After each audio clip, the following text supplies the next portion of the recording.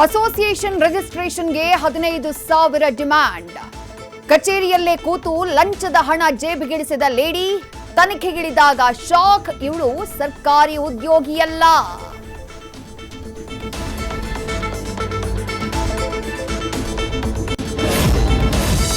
Work from ಹೋಮ್ಗೆ ಕರೆ ಕೊಟ್ಟಿದ್ದ ಪ್ರಧಾನಿ ನಡೆಗೆ ಐಟಿ ಕಂಪನಿಗಳಿಂದ ವಿರೋಧ. ಸದ್ಯಕ್ಕಂತೂ ಸಾಧ್ಯವೇ ಇಲ್ಲ ಅಂತ ಕಂಪನಿಗಳಿಂದ ಅಪಸ್ವರ. ಅಡ್ವೈಸರಿ ಬಂದ್ರಷ್ಟೇ ಚಿಂತನೆ ಅಂತಿದೆ ಅಸೋಸಿಯೇಷನ್.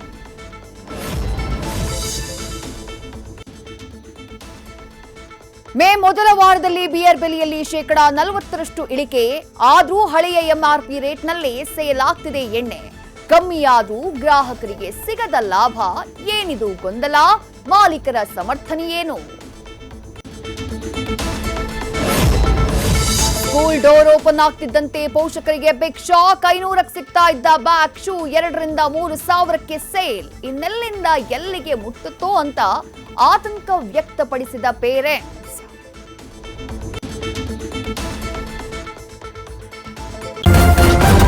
ನ್ಯೂಸ್ ಫಸ್ಟ್, ನಿರ್ಭೀತಿಯಿಂದ ನಿಮ್ಮ ಪರವಾಗಿ.